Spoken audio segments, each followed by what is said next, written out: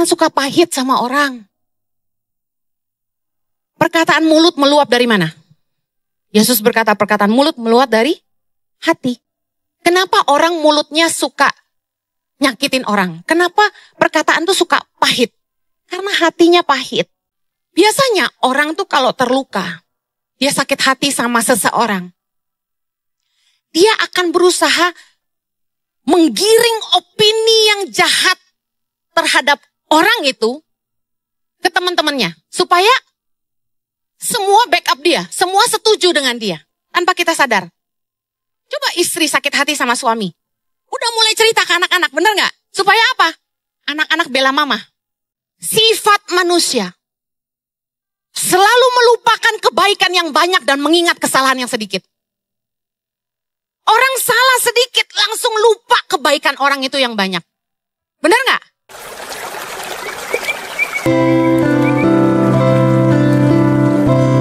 Kami berdoa agar Roh Kudus boleh mengajar kami kebenaran firman-Mu yang membuka, mencelikan mata hati kami, membuat kami memahami firman-Mu dan memberi anugerah kepada kami untuk menghidupinya. Tolong hamba-Mu karena sungguh tanpa Engkau hamba tidak mampu. Menyerahkan setiap menit-menit ke depan ke dalam pimpinan Roh Kudus sepenuhnya. Berkatilah umat-Mu, pulihkanlah umat-Mu. Di dalam nama Yesus kami berdoa. Yang siap diberkati Tuhan sama-sama kita katakan. Amen. Silakan duduk kembali. Apa kabar? Luar biasa. Pagi hari ini saya akan khotbah fokus yang salah bagian yang pertama. Tahukah Anda bahwa dalam hidup ini kita punya fokus? Kalau fokus kita salah, maka apapun yang kita bangun di atasnya jadi salah. Kita pakai waktu kita untuk hal-hal yang salah. Kita akan habiskan energi kita, uang kita untuk hal-hal yang salah. Kita akan buang waktu kita dan bahkan fokus yang salah bisa membuat hubungan kita dengan pasangan dan orang jadi tidak sehat. Mari kita belajar. Fokus yang salah yang pertama adalah ketika fokus kita itu selalu kepada hal-hal yang tidak esensi. Apa sih artinya tidak esensi? Hal-hal yang tidak esensi itu hal-hal yang tidak penting. Tidak layak. Kata Alkitab bodoh. Hal-hal yang dicari-cari. Ada kan orang-orang yang sukanya ngeributin hal-hal sepele? Bisa paham? Mari kita lihat firman Tuhan. 2 Timotius 2 ayat yang ke-23. Baca sama-sama saya, 3, 2, 1. Hindarilah soal-soal yang dicari-cari, yang bodoh dan tidak layak. Engkau tahu bahwa soal-soal itu menimbulkan pertengkaran. Jangan suka ributin hal-hal yang gak penting. Jangan suka bertengkar dalam hal-hal yang sebenarnya tuh gak layak dipertengkarkan gitu. Hal-hal sepele, hal-hal sederhana yang sebenarnya bisa dibicarakan dan diselesaikan baik-baik. Jangan buang tenagamu untuk hal-hal yang gak penting ini. Masalah kecil jangan suka dibesar-besarkan. Ayo katakan ke kanan kirinya, masalah kecil itu jangan dibesar-besarin. Dan satu lagi, katakan ke kanan kirimu, jangan suka cari masalah. Siapa di sini yang suka cari masalah? Bertobatlah. Dulu ada anak asrama dari Sumba. Kami bantu asuh dia karena dia anak pendeta di pedalaman gitu. Anaknya kecil, tapi jagoan. Satu kali saya dilaporin sama guru sekolahnya. Anak ini suka berantem di sekolah. Zaman itu asrama Jakarta belum ada. Saya nolongin 2 anak pendeta dari Sumba. Dua-duanya bandel. Satu perempuan, satu laki-laki. Minta ampun. Dia bilang gini. Udah lama nih gak berantem, gatal nih tangan gitu. Wah, astaga. Ada loh yang suka berantem. Jangan salah. Kayak kalau gini loh, kalau gak ribut tuh kayak gak afdol gitu loh. My God. Firman Tuhan berkata gini, jangan suka bertengkar. Tahu gak siapa yang suka bertengkar? Orang yang lekas gusar. Orang yang lekas gusar suka bertengkar. Firman Tuhan berkata, Amsal 29 ayat 22. Si pemarah menimbulkan pertengkaran. Orang yang lekas gusar banyak pelanggarannya. Jangan suka bertengkar sama orang. Jangan suka cari gara-gara. Jangan suka emosi lah. Salah satu buah roh itu penguasaan diri. Katakan sama diri sendiri sekarang. Kuasai emosi. Hati-hati. Jangan suka gampang emosi. 1 kali Anda selamat. 2 kali Anda selamat. 3 kali belum tentu. Anda cari gara-gara sama orang yang salah. Selesai. Ingat. Kuasai diri. Jangan suka bertengkar sama orang. Hati-hati dengan lidah. Karena seringkali perkataan kita bikin masalah. Katakan sama diri sendiri, hati-hati dengan lidah. Perkataanku bisa bikin masalah. Ibrani 12 ayat 15, kita baca firman Tuhan. 3, 2, 1, jagalah supaya jangan ada seorang pun menjauhkan diri dari kasih karunia Allah. Agar jangan tumbuh akar yang pahit, yang menimbulkan kerusuhan dan yang mencemarkan banyak orang. Jangan seorang pun menjauhkan diri dari kasih karunia Allah. Kasih karunia Tuhan itu apa dalam hidup kita? Katakan saya diampuni. Ampunilah orang lain. Jangan suka pahit sama orang. Perkataan mulut meluap dari mana? Yesus berkata perkataan mulut meluap dari hati. Kenapa orang mulutnya suka nyakitin orang? Kenapa perkataan tuh suka pahit? Karena hatinya pahit. Kata firman Tuhan, hati yang pahit akan menimbulkan kerusuhan dan mencemarkan banyak orang. Kok bisa? Hati yang pahit itu bikin rusuh, bikin masalah. Kenapa? Biasanya orang tuh kalau terluka, dia sakit hati sama seseorang, dia akan berusaha menggiring opini yang jahat terhadap orang itu ke teman-temannya. Supaya semua backup dia, semua setuju dengan dia. Tanpa kita sadar. Coba istri sakit hati sama suami. Udah mulai cerita ke anak-anak, bener gak? Supaya apa? Anak-anak bela mama. Anak saya tuh bijak banget. Dia gak bela mama, gak bela papa. Dua-dua salah. Tapi banyak orang yang gak bijak. Begitu dengar temannya cerita, lu tahu gak tuh si Henny tuh. Nyebelin banget orangnya, tahu gak? Udah, masa sih? Kenapa dia? Galak. Kok baru tahu? Emang khotbahnya galak? Kalau ngomong bacotnya gede, kok baru tahu? Kan mantan penyanyi.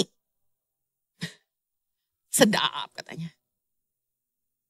Tapi orang yang dibisikin jadi ikut benci. Padahal punya masalah nggak? Gak punya masalah. Betapa jahatnya omongan lidah. Makanya firman Tuhan berkata, supaya jangan tumbuh akar yang pahit yang menimbulkan kerusuhan. Di Jakarta, berapa kali ada keonaran, ada kerusuhan. Gara-gara apa Bapak Ibu? Hoax. Berita-berita yang membuat rusuh. Omongan pada mungkin beberapa orang saja bisa merusuhkan satu kota. Omongan itu kata firman Tuhan mencemarkan banyak orang.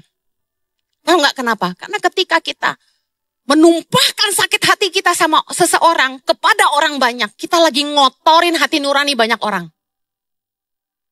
Bukankah firman Tuhan berkata dalam Amsal 4 ayat 23, jagalah hatimu dengan segala kewaspadaan karena dari situ terpancar kehidupan. Kita harus jaga hati. Hati kita harus murni. Firman Tuhan berkata, siapakah yang boleh naik ke atas gunungnya Tuhan? Mereka yang bersih tangannya dan suci hatinya.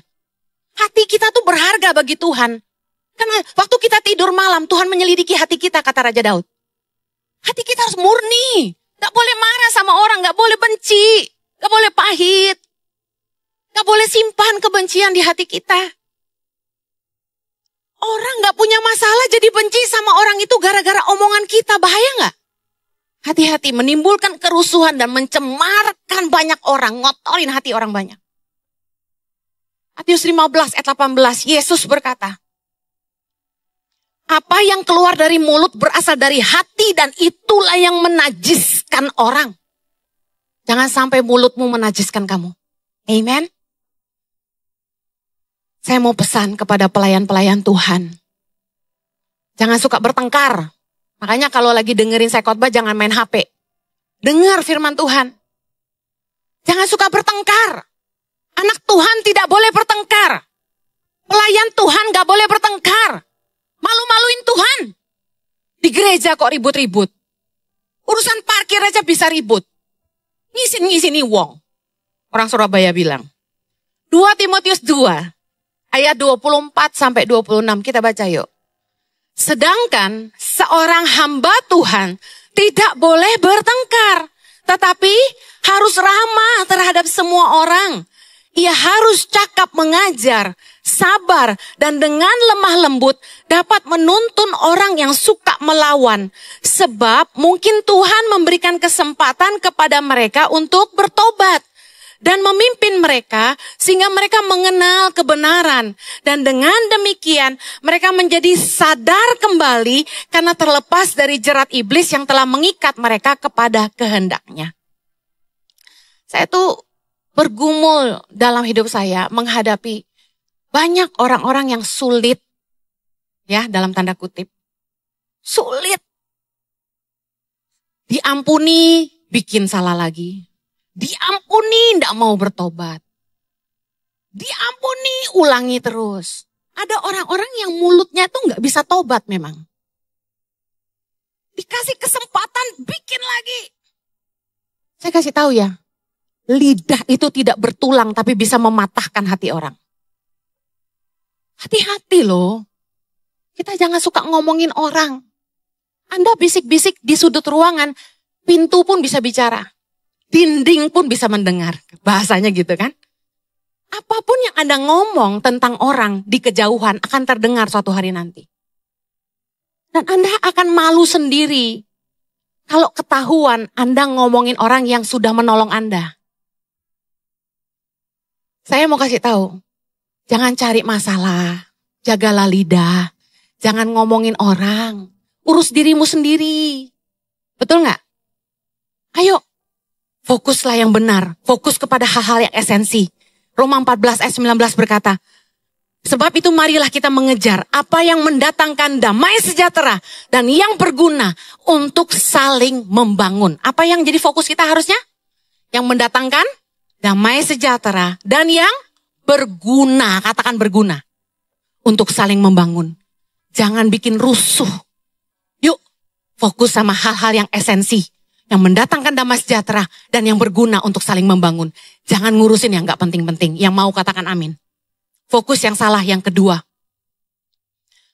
Fokus kepada kelemahan bukan kelebihan orang. Saya menjumpai banyak orang-orang yang fokusnya selalu negatif. Selalu menilai kekurangan orang. Ada mertua-mertua yang sebaik apapun menantunya selalu diomongin yang jelek. Ada juga menantu-menantu yang sebaik apapun mertuanya masih diomongin yang jelek. Ada istri-istri yang sebaik apapun suaminya masih ngomongin yang jelek. Ada juga suami-suami yang istrinya udah baik tapi ngomongin yang jelek. Kalau saya sama Jojo di mimbar suka ledek-ledekan, Anda tahu kami bercanda karena kami tahu Anda suka kami begitu.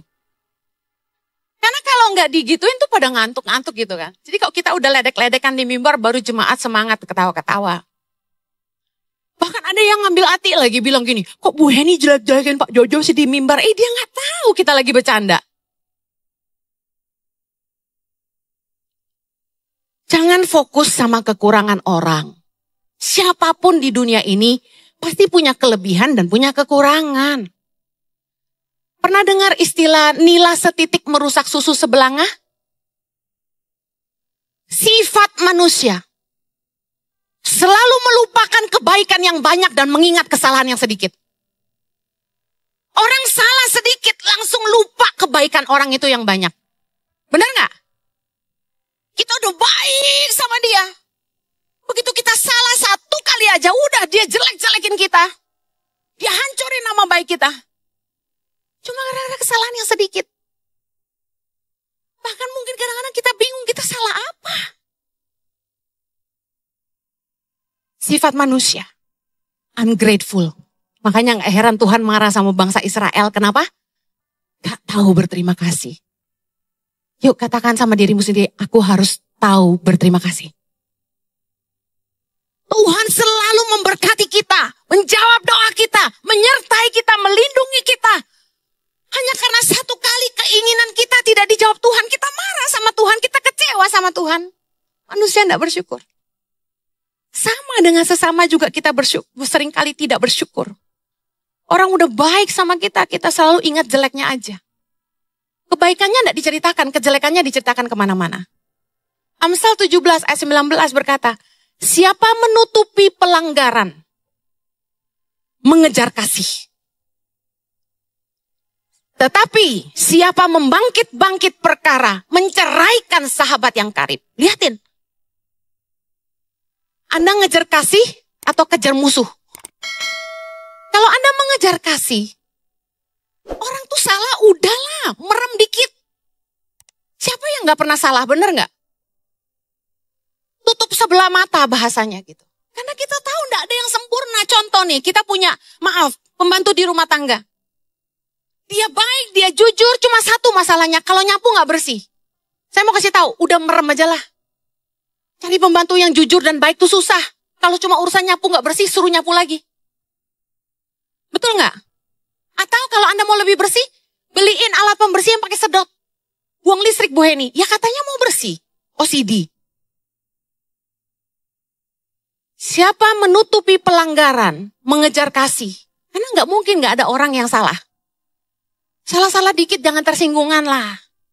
Cincailah. Siapa membangkit-bangkit perkara menceraikan sahabat yang karib. Bahasa sahabat yang karib tuh artinya udah tahu jelek baiknya. Betul gak? Sahabat karib tuh berarti udah berjuang sama-sama dari susah sampai senang. Cuma gara-gara kita itu gak bisa menutupi pelanggaran dia, kita bisa kehilangan dia. Yuk, jangan cuma fokus sama kesalahan dan kelemahan orang. Kenapa jadi orang selalu negatif? Selalu fokus sama kesalahan orang. Kenapa bisa gitu? Karena orang merasa benar. Kalau orang gak merasa diri lebih benar dari orang lain, kita takut menghakimi orang, benar gak? Contoh, saya dihakimi. Katanya gini, Bu Heni itu gak menghidupi yang dia khotbahkan. Dia tuh, kamu nonton dia di YouTube, aslinya gak kayak gitu. Saya bingung, emang aslinya kayak apa? Lu bilang gua galak, gua khotbah juga galak. Jeleknya gua aja gua ceritain di khotbah. Udah sering denger kan? Apalagi yang saya tutupin gitu, saya bingung. Tapi it's okay. Orang kalau udah negatif tuh, lu mau baik juga dia negatif aja sama lu. Bener gak? Sama orang tuh jangan negatif, jangan fokus sama kesalahan orang, jangan merasa lebih benar. Roma 3 berkata gini, semua manusia adalah orang berdosa. Wow. Ayat 9 berkata gini, adakah kita mempunyai kelebihan daripada orang lain? Sama sekali tidak. Emang kita lebih baik dari orang lain, kata Paulus. Rasul Paulus berkata, apakah kita punya kelebihan daripada orang lain? Sama sekali tidak, dia bilang gitu. Ayat 10 dia tulis gini, seperti ada tertulis tidak ada yang benar, seorang pun tidak. Bahkan Yesus sendiri berkata dalam Markus 10 ayat 18, mengapa kau katakan aku baik? Tak seorang pun yang baik selain daripada Allah saja. Jangan merasa lebih benar. Kalau Anda merasa diri lebih benar, Anda pasti suka menghakimi orang lain. Fokus kita akan jadi salah ketika kita selalu fokusnya sama kelemahan pasangan kita. Ciri-ciri orang yang selalu fokus sama kelemahan pasangan itu apa? Tidak bersyukur dan selalu mengeluh. Suami saya begini, suami saya begitu. Istri saya begini, istri saya begitu. Selalu bersikap dan komentar yang jelek sama suaminya atau istrinya.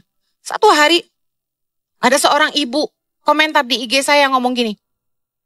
Iya Bu, capek. Kayaknya saya manusia paling jahat di mata suami saya gitu. Kayaknya saya selalu salah di mata suami saya. Berarti apa? Suaminya suka nyalah-nyalahin dia, marah-marahin dia. Capek gak sih nikah sama orang yang negatif? Katakan cuape deh.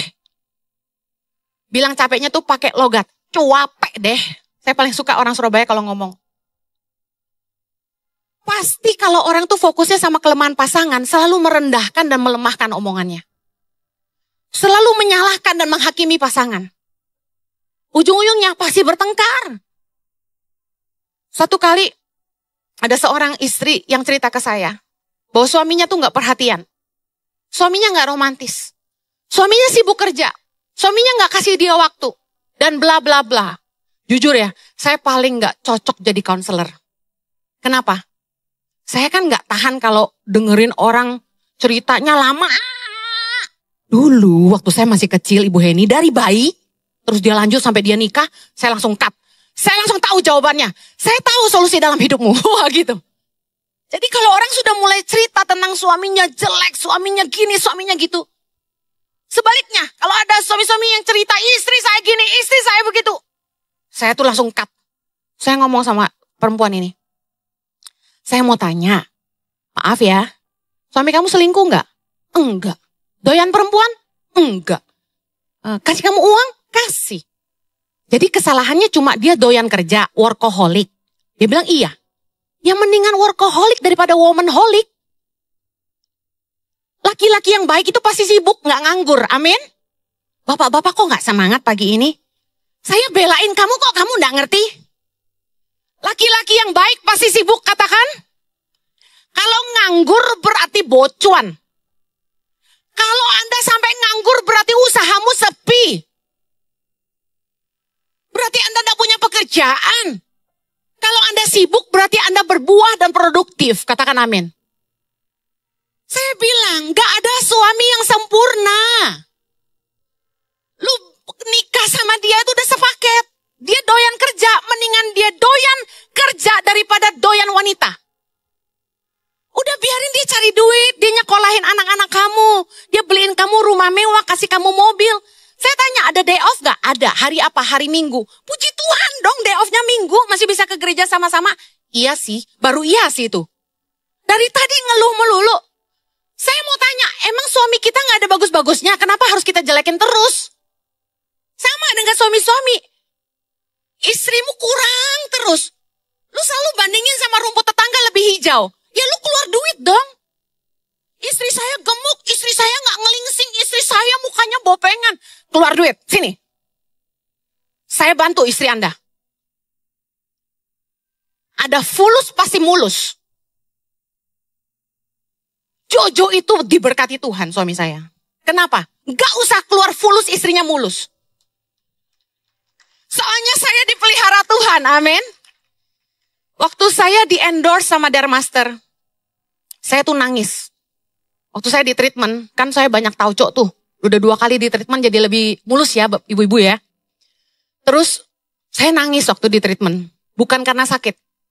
Karena betapa Tuhan memelihara hidup saya. Saya menyerahkan masa muda saya sampai tua untuk melayani anak-anak pedalaman. Pergi ngelewatin lautan, ombak yang tinggi, gak mati syukur. Gak tenggelam bagus. Kena matahari panas sampai gosong, gak karu-karuan. Tangan saya ini taucoan luar biasa kalau Anda bisa lihat di kamera. Penuaan dini kata dokter. Muka saya apalagi hancur. Tapi di masa tua saya Tuhan pelihara saya. Amen. Kemuliaan buat Tuhan kita. Suami saya ngirit cuy, gak pakai fulus, istrinya mulus. Karena istrinya dipelihara Tuhan. Waktu saya naik berat badan 16 kilo. Saya tuh sedih lihat perut saya. Hamil gak hamil? Saya ngiri lihat teman-teman saya pada langsing. Anaknya 3 kayak saya tapi bodinya ngelingsing. Saya doa sama Tuhan. Tuhan saya pengen kurus tapi susah. Saya udah kurangin makan. Alasan-alasan ya. Tapi saya doa Tuhan tolong saya mau kurus. Tuhan jawab doa saya. Tiba-tiba di endorse. Sekali lagi karena Dermaster endorse saya harus sebut namanya. Dan saya dibantu untuk jadi kurus. Dibimbing, dimentor sama dokter. Dan dikasih bantuan obat tentunya. Vitamin. Diajarin cara porsi makan yang sehat. Hari ini saya gak makan gorengan, gak makan minyak. Bakmi juga udah lama gak makan ya. Paling seporsi kecil hanya sekedar pengelipur lara. Kue pun cuma sepotong-sepotong kecil, hanya just, to satisfy my tongue. Kadang-kadang saya cuma gigit, saya lepeh. Saya bersyukur atas kemurahan Tuhan. Saya udah turun 11,5 kilo hari ini. Haleluya. Kurusan kan bro? Puji Tuhan ya bro. Kita makan lagi ya. Haleluya. Saya kasih tahu. Jangan selalu ngeluh. Dalam hidup ini banyak kebaikan Tuhan. Dulu, saya selalu ngeluh tentang suami saya. Dia gak perhatian sama saya, gak sayang sama saya. Saya merasa tidak dicintai. Dulu. Jadi bertengkar terus. Padahal, kalau dipikir-pikir, saya gak suka cowok romantis, geli saya. Benar, yang terlalu lebay-lebay gitu. Saya nehi muhabah. Ora gelem aku. Saya pernah dideketin sama cowok yang romantis, malah saya jadi aneh gitu loh. Saya memang sukanya tipe cowok cool. Dan Tuhan baik, saya nikah sama yang cool. Kulkas. Dingin beneran. Tapi karena saya berhenti mengeluh. Dan saya bersyukur punya suami yang baik. Gak kegenitan.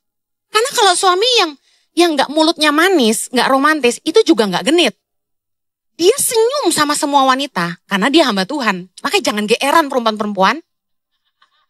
Suami saya sejak kurus 16 kilo sekarang, dibilang lebih muda dan lebih ganteng. Awas lo naksir suamiku. Tapi saya dipulihkan dalam pernikahan karena saya berhenti mengeluh.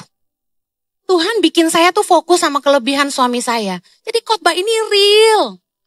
Kalau kita fokusnya selalu sama kelemahan, gak akan pernah ngucap syukur. Yang ada kita bertengkar terus. Dan ajaibnya kemurahan Tuhan, nih kesaksian hidup nyata, senyata-nyatanya, belahlah dadaku ketum tahu kebenarannya. Bahasanya gitu. Jojo tuh dirubah Tuhan.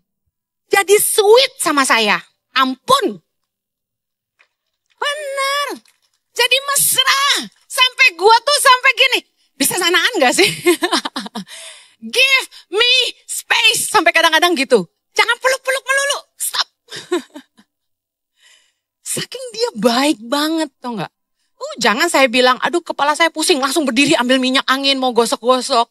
Aduh pinggang saya sakit kemarin Senin masuk angin. Dia mau gosokin saya. Saya bilang jangan gosok-gosok, aku tahu ujungnya. Tapi bersyukur kan dinafsuin suami sendiri. Saya bersyukur loh. Ketika saya berubah dan Tuhan menjawab doa.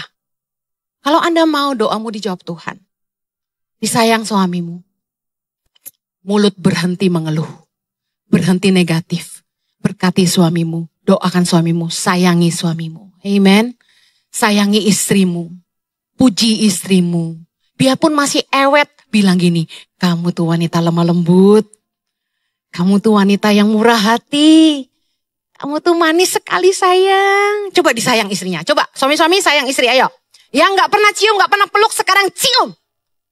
Peluk istrimu.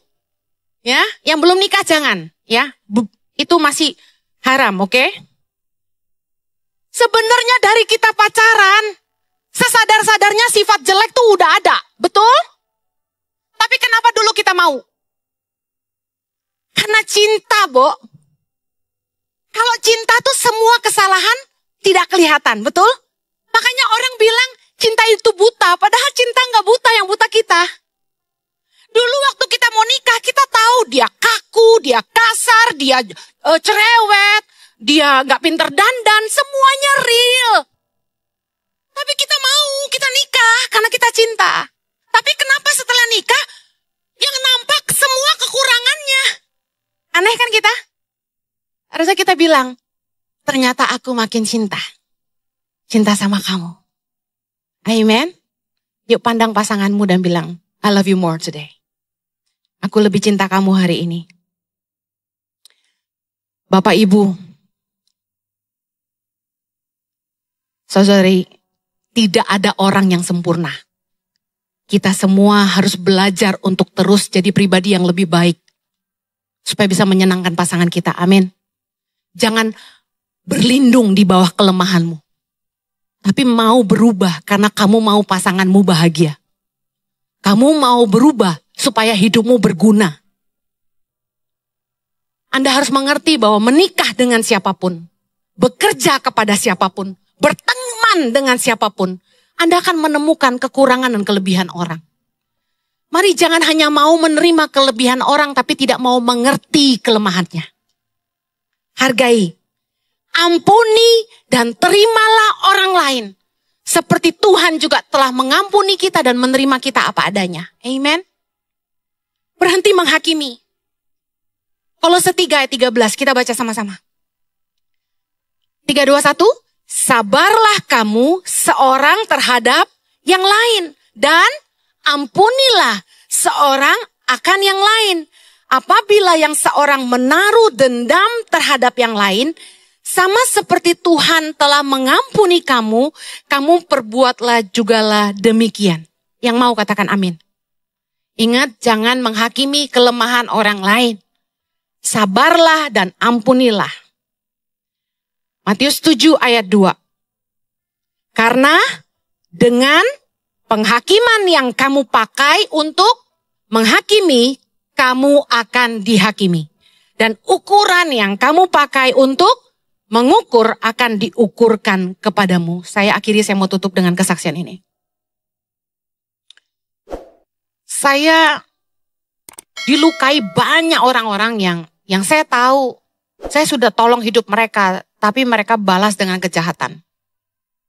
Tapi saya sama suami selalu ngambil keputusan untuk mengampuni. Untuk terus mengampuni. Untuk terus mengampuni. Dan terus mengampuni. Karena saya tahu Tuhan sudah mengampuni saya. Saya katakan kepada orang ini, kami panggil dan kami tegur dan kami katakan gini. Ayo jaga lidah, berhenti memburuk-burukan pemimpinmu. Berubah yuk. Kami kasih kamu kesempatan, berbuahlah. Sudah diingatkan? Masih lakukan. Kami panggil lagi, kami nasihati, kami ampuni. Berubahlah, berbuahlah. Buat lagi. Sebagai pemimpin tuh lelah, ya, lelah sekali.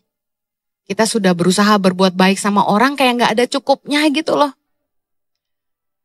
Anak-anak saya sampai mendengar bagaimana orang ini memburukkan nama kami di luar gitu. Anak-anak kami bilang gini sama kami. Mama kenapa gak pecat aja sih orang-orang itu? Udah dibaikin gak tahu diri. Udah pecat aja kata anak-anak saya. Anak-anak saya kan berpikir secara logika. Disitulah kesempatan saya menaburkan kebenaran buat mereka. Saya bilang, firman Tuhan berkata, ampunilah musuhmu. Berbuat baiklah kepada orang menganiaya kamu. Berdoalah buat orang-orang yang mengutuk kamu. Kamu akan jadi anak-anak Allah. Karena dia baik kepada orang-orang yang tidak tahu berterima kasih. Kepada orang-orang jahat. Zoe jawab gini. But I'm not Jesus. Chloe, saya ajarin dia ngerti. Dia bilang, dia kasih saya pelukan. Anak-anak saya tuh sweet banget. Bahkan Axel kalau kita lagi malam-malam ngobrol berlima. Jadi kami sebelum doa tuh suka cerita-cerita gitu. Mereka bertiga tuh selalu peluk saya untuk nguatin saya. Zoe peluk saya dari belakang, saya peluk Chloe di depan, Axel peluk kami bertiga. Untuk menguatkan saya ketika saya lemah gitu. Cuma kami selalu berdoa dan saya selalu bilang sama mereka, let's pray. Dan mereka lihat, mereka saksikan bagaimana kami tuh selama kami melayani, kami tidak pernah balas kejahatan orang dengan kejahatan. Dan saya lihat bagaimana anak-anak saya tumbuh jadi orang-orang yang sangat peduli orang lain. Sangat baik sama teman-temannya. Mereka peduli sama teman-temannya yang keluarganya susah. Diajak nginep ke rumah, kasih makan yang banyak. Karena dia tahu di rumah anak ini jarang makan enak. Dan ketika ada anak yang papa mamanya bertengkar terus dan menyaksikan mamanya dipukuli papahnya, mereka sedih. Mereka bilang sama saya, Mama bisa nggak anak itu dibawa ke rumah biar tinggal sama kita, kasihan dia. Kami tampung anak itu tinggal di rumah kami. Dan Axel merelakan ranjangnya yang harusnya kamar untuk dia sendiri, untuk anak itu tidur sama dia. Bayangkan. Melihat anak-anak saya bertumbuh, penuh kasih. Memaafkan teman-teman yang salah. Aku heran sama Axel tuh gini. Biar dia tahu temennya jahat sama dia gak pernah jahat sama orang gitu. Dan saya tahu bahwa benih-benih kebaikan dan kasih yang kita taburkan dalam hidup mereka, itu menjadi kesaksian nyata buat mereka. Dan mereka jujur aja, agak kecewa sama orang Kristen. Karena ngelihat bagaimana kami diperlakukan. Tapi kami tidak henti-henti mengajarkan kasih. Demikian juga di rumah tangga kita. Daripada kita ngeributin hal-hal yang gak penting-penting, bertengkar sama temen, cuma gara-gara urusan mulut nih perempuan jaga mulut. Jangan gara-gara urusan mulut kita jadi ribut. Yuk, ipar sama ipar jangan bertengkar. Urusan sepele jangan dibesar-besarkan. Amen. Fokus sama hal-hal yang esensi. Dan ingat, jangan fokus sama kelemahan orang. Hargai juga kelebihannya dan terimalah kelemahannya. Yang mau katakan amin. Kita berdoa, Bapa di sorga, mampukan kami oleh kebenaran firman-Mu untuk jadi pribadi yang lebih baik. Jadi pribadi yang terus mengampuni kesalahan orang lain. Dan mau sabar sama orang lain. Tolong kami Tuhan supaya fokus kami ini fokus yang benar. Kepada hal-hal yang mendatangkan damai sejahtera. Kepada hal-hal yang berguna. Supaya membangun satu sama lain. Supaya kami gak fokus sama perkara-perkara yang tidak esensi. Supaya kami tidak fokus kepada kelemahan-kelemahan orang. Kepada kelemahan pasangan. Tapi kami fokus pada kelebihan mereka. Dan kami bersyukur buat mereka Tuhan. Terima kasih buat orang-orang yang Tuhan kirim dalam hidup kami. Untuk memproses kami jadi lebih baik. Kami hanya bisa bersyukur. Kami hamba-Mu percaya.